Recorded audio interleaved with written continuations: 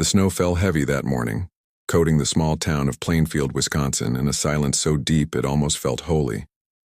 From the station window, I watched the gray sky hang low over the fields. It was November 16th, 1957. Deer season. Most men were out hunting. The town felt half empty. That's when the phone rang. "Bernice Worden's gone," the voice said. It was her son, Frank. His voice trembled, though he tried to sound steady.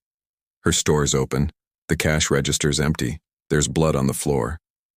I pulled on my coat and left. The drive took 7 minutes, maybe less. The streets were quiet, the wind sharp. When I stepped into Worden's hardware store, the air hit me. A metallic smell, sharp and cold. Blood. There was a streak leading from behind the counter to the back door. The floor was smeared. Something heavy had been dragged. I could see boot prints, half covered by snow outside. "Truck's gone," Frank said. His eyes darted, his hands trembling. "It's hers." I followed the trail. The prints led down the main road toward the edge of town and then vanished under fresh snow. But something else caught my eye. A receipt in the register. One name written in looping, uneven handwriting. Ed Gein. I knew him. Everyone did. A quiet man in his 50s. Lived alone after his mother died. Kind of odd, but harmless. Did odd jobs, helped with repairs, babysat once or twice. The type no one really noticed. We drove out to his place that afternoon, the Gein farm, a few miles north of town. The snow was thicker out there, the road unplowed. The trees stood like skeletons, black against the white. As we pulled up, the house loomed through the fog, a gray, sagging structure surrounded by rusting farm tools and half-buried junk. The truck was there, parked by the shed. Bernice Worden's truck. My gut twisted. We knocked. No answer. The place felt dead. No sound but the wind cutting through the bare fields. "Try the barn," I told one of the deputies. He went around back, boots crunching over ice. I followed a moment later, my flashlight beam slicing through the dim. The barn door creaked open, slow and heavy. The smell hit first. Rot, earth, and something sickly sweet. The kind of smell that sticks to your skin. "Jesus," someone whispered. She was hanging there, upside down, in the center of the barn. Naked, headless, gutted like a deer, hooks through her ankles, her body split down the middle. I couldn't move. For a long moment, all I heard was the faint buzz of flies that shouldn't have been alive in winter. It was Bernice Worden. The men stepped back, some ran outside to vomit. I stood frozen, my flashlight trembling in my hand. Who could do this? We searched the barn, then the house. The front door was locked, so we forced it open. The air inside was heavy, damp, unmoving. It smelled like dirt and old meat. My boots creaked on the floorboards as I stepped inside. The first thing I saw was a chair. At first I didn't understand what I was looking at. Then the beam of my flashlight caught the edges. Pale, leathery, too smooth to be leather. It wasn't leather. It was skin. The chair was upholstered with human skin. My breath caught. The walls were lined with masks. Faces, hollowed and tanned, nailed like trophies. Tables made of bones. Bowls carved from skulls. Lampshades stitched together from flesh. Someone screamed behind me.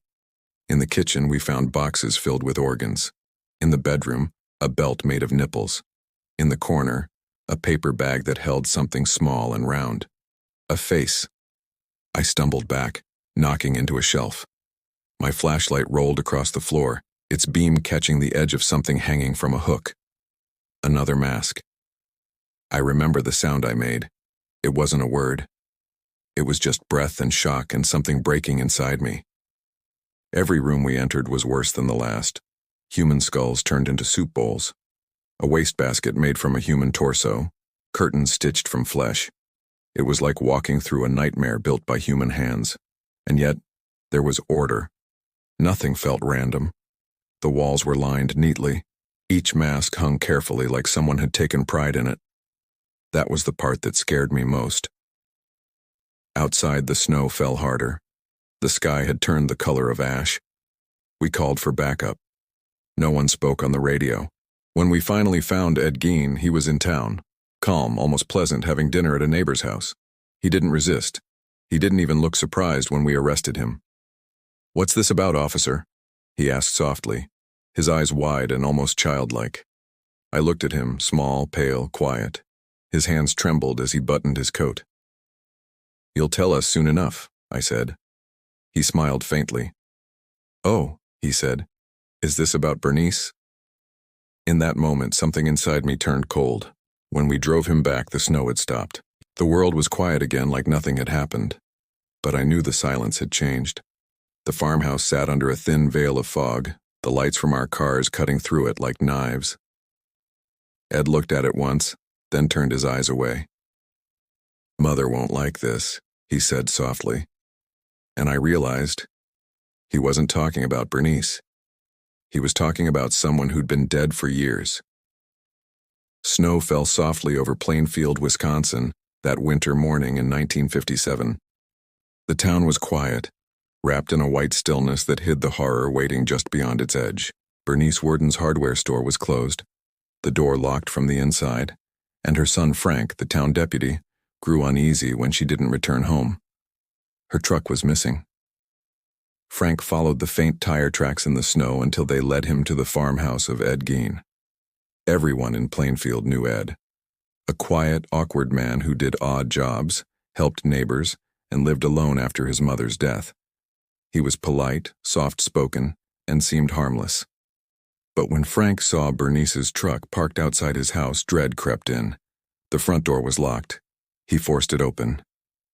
The stench hit him first. It was the smell of decay, thick, sweet, and unforgettable. His flashlight cut through the darkness, revealing cluttered rooms filled with trash, rusted tools, and something else. Something wrong. There, hanging from the rafters in the shed, was his mother's body. Bernice Worden had been gutted like a deer. Her head was missing. Frank stumbled back, screaming for help, but his voice was swallowed by the cold. By the time other officers arrived, they realized this wasn't a murder scene. It was a nightmare carved from the human body itself. Inside Ed's farmhouse, police found horror beyond imagination. In the kitchen, bowls made from skulls. In the living room, chairs upholstered with human skin, a box of noses, masks stitched from faces, a belt fashioned from nipples. In a brown paper bag, Bernice Worden's head. The officers couldn't speak. Some vomited. Others wept. Ed Gein sat quietly in the corner, his eyes calm, almost innocent.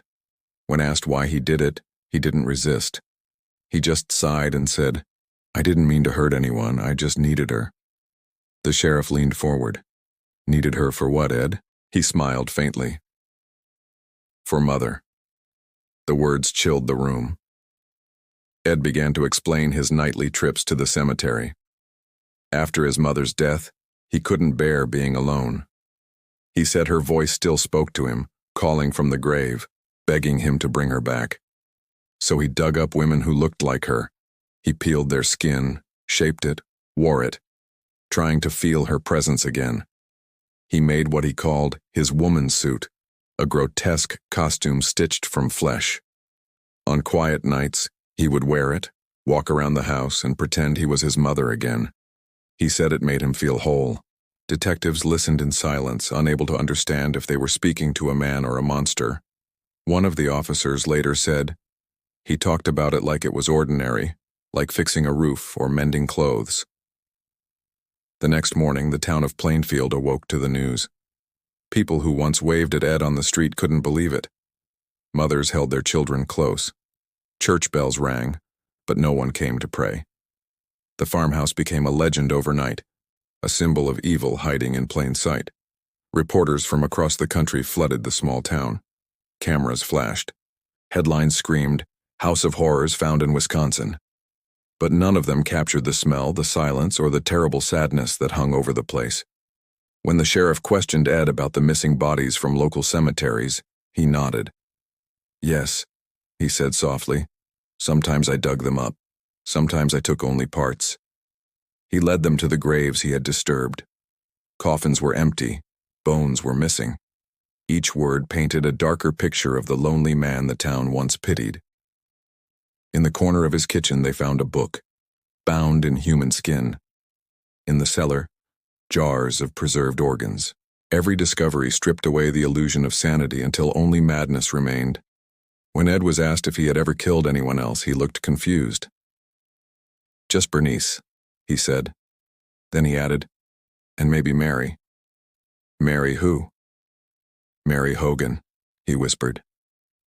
The owner of a tavern who vanished 3 years earlier. Her face was among the masks hanging on his wall. For the police, it was proof that Ed Gein wasn't just a grave robber. He was a murderer, maybe the most grotesque America had ever seen.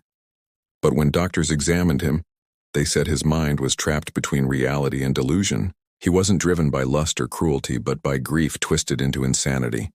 His mother, Augusta Gein, had dominated his life, preaching that all women were sinful. She had isolated him, beaten him, filled his head with shame and guilt. When she died, the world lost meaning for him. In his own mind, bringing her back was salvation. To everyone else, it was horror. By nightfall, Ed sat in a small cell, humming hymns his mother once sang.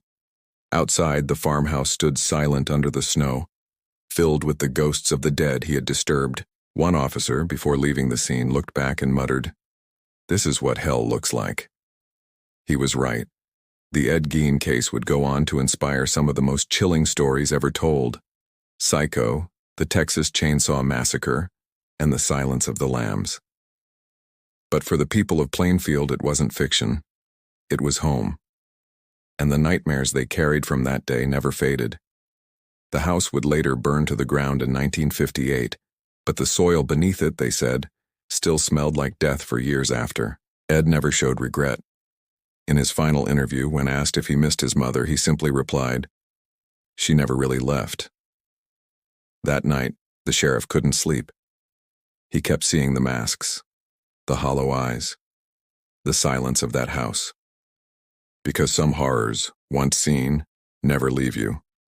And in Plainfield, Wisconsin, 1957, evil wore a human face.